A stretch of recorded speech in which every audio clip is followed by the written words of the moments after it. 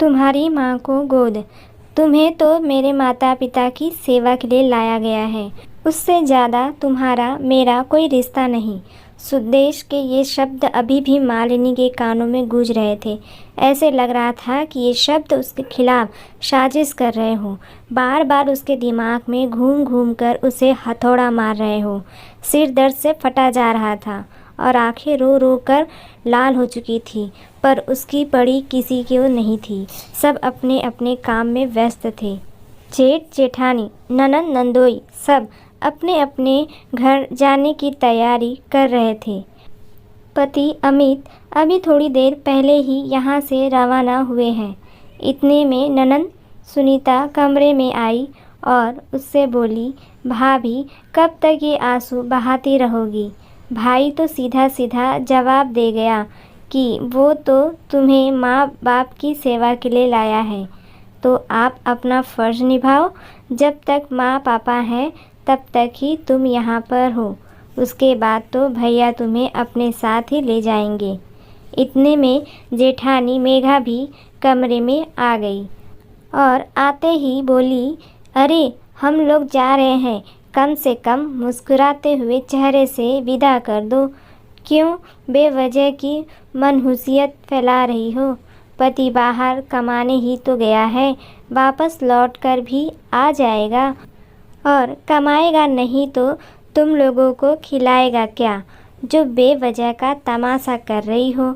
कोई पहली बार तो गया नहीं है जो इतना नाटक कर रही हो। लेकिन मालिनी अपनी पलंग से उठकर खड़ी भी नहीं हुई।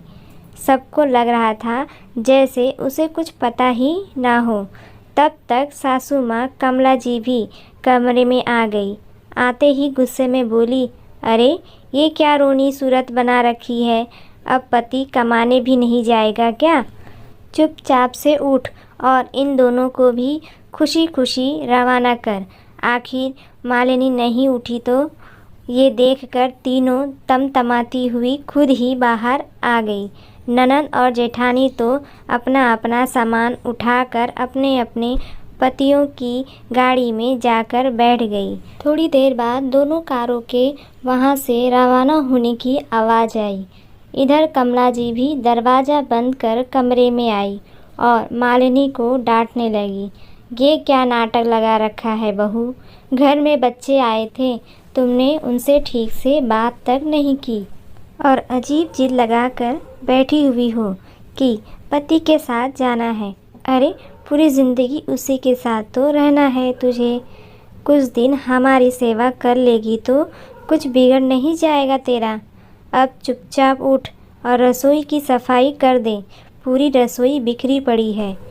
आजकल की बहुओं को तो सास ससुर की सेवा करते ही रोना आता है, न खुद सेवा करती है न अपने पति को ही करने देती है। मुंह उठाकर कह देती है कि पति के साथ रहना है, जैसे पति के अलावा कोई है ही नहीं। परिवार तो जाए भाड़ में इनकी बला से, कहती कहती कमला जी भी कमरे के बाहर निकल गई। मालिनी वहीं पलंग पर बैठी बैठी कमला जी की बड़बड़ाहट आंसुओं के साथ सुनती रही। 1 साल हो चुका है उसकी शादी को। घर के सबसे छोटे बेटे अमित की पत्नी बनकर वो इस घर में आई थी। ये शादी अमित के पिता भवानी प्रसाद जी ने कराई थी। अच्छा खासा रुतबा था उनका, पैसों से नहीं बल्कि नाम से। पैसा तो इतना ही था कि उन्हें उच्च मध्य वर्गीय कह सकते थे। उन्होंने अपनी ईमानदारी से ज़िंदगी में नाम तो बहुत कमाया, पर उनके बच्चों को उनकी कदर कभी नहीं थी। कभी उनके मान सम्मान का उन्होंने कभी ध्यान नहीं रखा।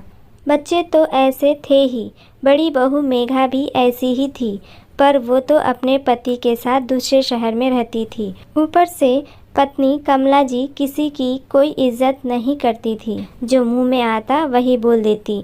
मालिनी भवानी प्रसाद जी के दोस्त की बेटी थी, जो मध्यवर्गीय परिवार से थी। बिना माँ की बेटी होने के बावजूद भी उसमें संस्कार पूरे थे।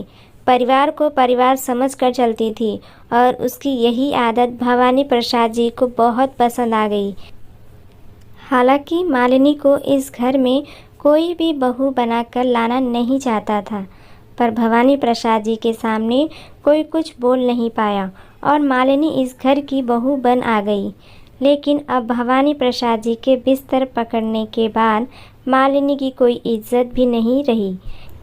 कानों की बौछार भी अब तेज हो चुकी थी, पर बिस्तर पर पड़े पड़े उसकी हालत देखकर उन्हें दुख होता था।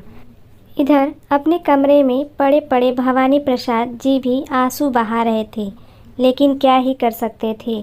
परिवार वालों को तो मौका मिल चुका था अपनी ज़बान खोलने का। सचमुच उन्होंने तो अपनी मर्जी थोप कर मालिनी की शादी करवा दी, पर ये शादी न होकर मालिनी की बर्बादी ही रही और कुछ भी नहीं।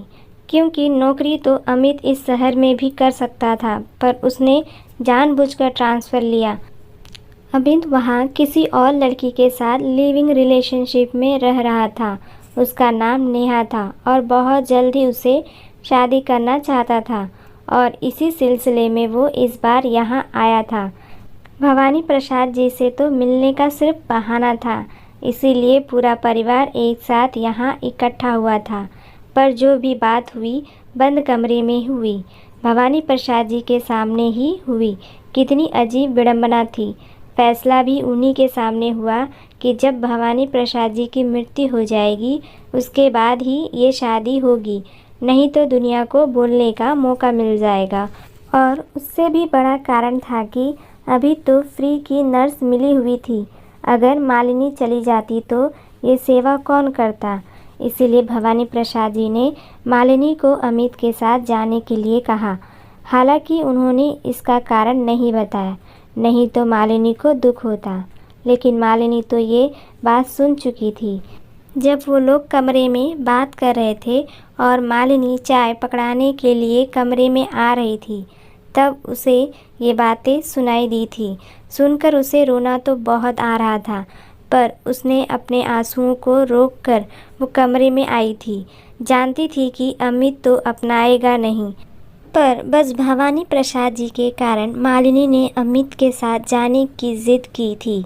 मगर भवानी प्रसाद जी अपने जीते जी कुछ ना कुछ फैसला करके जाना चाहते थे, क्योंकि उन्हें ये पक्का विश्वास हो चुका था कि अमित मालिनी को रखेगा नहीं और उनके मरने के बाद मालिनी बेसहारा हो जाने वाली है।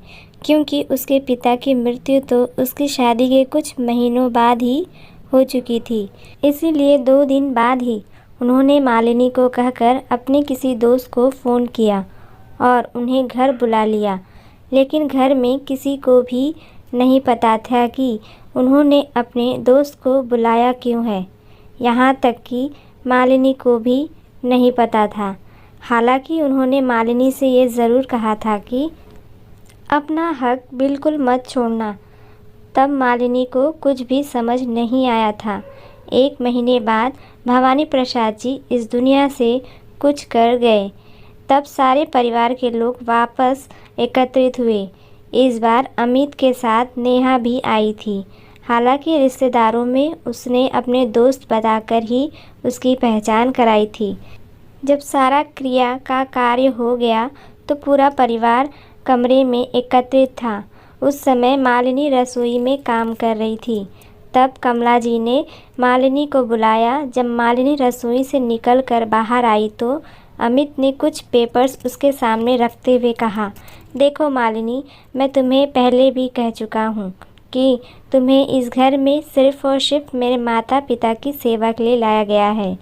इससे ज़्यादा मेरा कोई तुम्हारे साथ रिश्ता नहीं। अब मैं तुम्हें किसी अंधेरे में नहीं रखना चाहता। तुम्हें यहाँ रहना है, आराम से रहो, क्योंकि तुम्हारा अपना कोई घर नहीं। तुम्हारा खर्चा भी हम उठा लेंगे। यहाँ रहकर मेरी माँ की सेवा करो। पर अब मैं नेहा के साथ शादी कर रहा हूँ, इसलिए इस तलाक के पेपर्स पर साइन कर दो। मालिनी यह सुनकर हक्की बक्की सी खड़ी रह गई। जानती थी कि ये होगा, लेकिन इतना जल्दी होगा इसकी उम्मीद नहीं थी। इतने में भवानी प्रसाद जी का दोस्त वहाँ एक वकील के साथ आ गया, तो सब लोगों ने बातचीत का मुद्दा बदल दिया। वहाँ बैठते ही उसने कुछ पेपर्स निकाले और वकील को देते हुए बोले, ये वसीयत भवानी प्रसाद जी ने बनाई थी अभी 1 महीने पहले। वकील साहब, ज़रा पढ़ दीजिए और सबको भवानी प्रसाद जी के साइन भी दिखा दीजिए। उनकी बात सुनते ही सब लोग एक दूसरे की शक्ल देखने लगे और कमला जी बोली, तो आप उस दिन वसीयत के लिए यहाँ आए थे? जी भाभी जी, पर आपने तो मुझे बताया ही नहीं। कैसे पता चलता आपको भाभी जी? आप भाई साहब के बिस्तर पकड़ने के बाद बैठी कब उनके पास? मालिनी के अलावा तो कोई उनसे बात करने उनके पास आता तक नहीं था। उनकी बात सुनकर कमला जी ने मुंह बिगाड़ लिया। ठीक है, पढ़ो। वैसे भी जानती हूँ प्रॉपर्टी तो हम ही लोगों में बांटनी है। वकील साहब ने वसीयत खोली तो सब लोग सांस थामे उसे सुनने को तैयार हो गए। आखिर सब जानना चाहते थे कि उनके हिस्से में कितना क्या आया है। तभी वकील साहब ने पढ़ना शुरू किया। मैं भवानी प्रसाद अपने पूरे होशो हवास में यह वसीयत तैयार करवा रहा हूँ। इस वसीयत के अनुसार मैं अपने तीनों बच्चों को इस प्रॉपर्टी से बेदखल करता हूँ, क्योंकि जीते जी उन्होंने कभी भी मेरा मान सम्मान नहीं रखा। वही इस प्रॉपर्टी के 2 हिस्से होंगे। एक हिस्सा मेरी पत्नी कमला को दिया जाएगा, जिससे वो अपने बुढ़ापे में अपने बच्चों पर मोहताज ना हो, और दूसरा हिस्सा मेरी छोटी बहू मालिनी के नाम कर रहा हूँ। उस बच्ची ने मेरे बच्चों से बढ़कर मेरी सेवा की है, तो वो इस हिस्से की पूर्णतः हकदार है। सुनकर सब लोग सख्ते में आ गए। अरे, ऐसे कैसे प्रॉपर्टी से बेदखल कर सकते हैं पापा? हम उनके बच्चे हैं, हमारा पूरा हक है इस प्रॉपर्टी पर। हम कोर्ट में जाएंगे। ननद सुनीता तिलमिलाते हुए बोली, आपको कभी भी जाना है आप लोग जाइए। वसीयत भवानी प्रसाद जी ने खुद बनवाई थी। कोई भी कोर्ट इस वसीयत के विरुद्ध जा कर के आपको आपका हक नहीं दिलवा सकता, वकील ने कहा। वकील ने ज़रूरी कागजात कमला जी को दिए और कुछ ज़रूरी कागजात जो कि मालिनी के नाम थे अपने साथ लेकर रवाना हो गए, ये कहकर कि ये पेपर्स बाद में हमसे ले लीजिएगा, आपको अभी पेपर्स नहीं दिए जाएंगे। भवानी प्रसाद जी का हमसे यही अनुरोध था। उनके जाते ही घर में हंगामा ज़रूर शुरू हो जाएगा। देखा, सेवा के बहाने प्रॉपर्टी अपने नाम करवा ली इसने। इतना बड़ा धोखा किया हमारे साथ। जेठानी मेघा बोली, क्यों रे, यही बातें करने जाती थी बैठती थी तू उनके पास? मेरे बच्चों का हक छीन रही है। शराफत से उनका हक वापस कर दे। तेरा इस प्रॉपर्टी पे कोई हिस्सा नहीं है। कमला जी बोली, हाँ मालिनी, वो प्रॉपर्टी तुम वापस करो और तलाक के पेपर पर साइन करो। बस बहुत हो गया। हम मानते हैं कि तुम्हारे पास कुछ नहीं है, इसलिए ऑफ़र कर रहा हूँ कि यहाँ रहकर माँ की सेवा कर लेना। हम तुम्हारा खर्चा उठा लेंगे। अमित ने बड़ी बेशर्मी से कहा। उसकी बात सुनकर मालिनी को गुस्सा आ गया। मैंने तुमसे शादी की थी, तुम्हारी माँ को गोद नहीं लिया था जो तुम ये बात कर रहे हो? और किस हक से कह रहे हो कि मेरे पास अब कुछ नहीं है? मेरे पास इस प्रॉपर्टी का आधा हिस्सा मौजूद है। पापा जी ने कहा भी था कि अपना हक बिल्कुल मत छोड़ना, तो उसे मैं बिल्कुल नहीं छोड़ूंगी। मैं अपना भला बुरा खुद देख लूँगी। अच्छा, तो तू यहाँ से मेरे बच्चों का हक लेकर जाना चाहती है? ऐसा तो मैं होने नहीं दूँगी। कमला जी बीच में ही बोली। क्यों माँ जी, बिना सेवा के मेवा चाहिए आपके बच्चों को? कभी अपने पिता का मान सम्मान तो किया नहीं। इन लोगों ने उन्हीं के सामने बैठकर उनकी ही मौत की बात कर रहे थे। आपको क्या लगता है इस दिन आप लोगों ने वो बंद कमरे में उनके सामने जो बातें की वो मुझे सुनाई नहीं दी? वकील साहब कह चुके हैं कि आपको जिस कोर्ट में जाना है आप वहाँ जाइए, और रही बात मेरी, तो फ़िलहाल मैं यहाँ से जा रही हूँ। और रही बात तलाक की, तो जब तक आधी प्रॉपर्टी मेरे नाम नहीं हो जाएगी तब तक तो मैं तलाक भी नहीं दूँगी। कहकर मालिनी उस घर से निकल गई। उसके इस रवैये से सब लोग हैरान रह गए। कहाँ तो सब उसे सीधी सादी गाय समझ रहे थे और कहाँ वो इतनी तेज तरार निकली। वहाँ से निकलकर मालिनी सीधे भवानी प्रसाद जी के दोस्त के यहाँ गई। कुछ दिनों बाद जब प्रॉपर्टी का आधा हिस्सा उसे मिल गया, उसके बाद ही उसने तलाक के पेपर पर साइन किए। एक छोटा सा फ्लैट खरीद कर उसी में रहने चली गई। साथ ही अब जॉब भी करने लगी थी और आत्मनिर्भर भी हो चुकी थी। लेकिन यहाँ कमला जी बिल्कुल अकेली रह गई, क्योंकि कोई भी बेटा उनकी जिम्मेदारी लेने को तैयार नहीं था। तो दोस्तों, आपको ये कहानी कैसी लगी?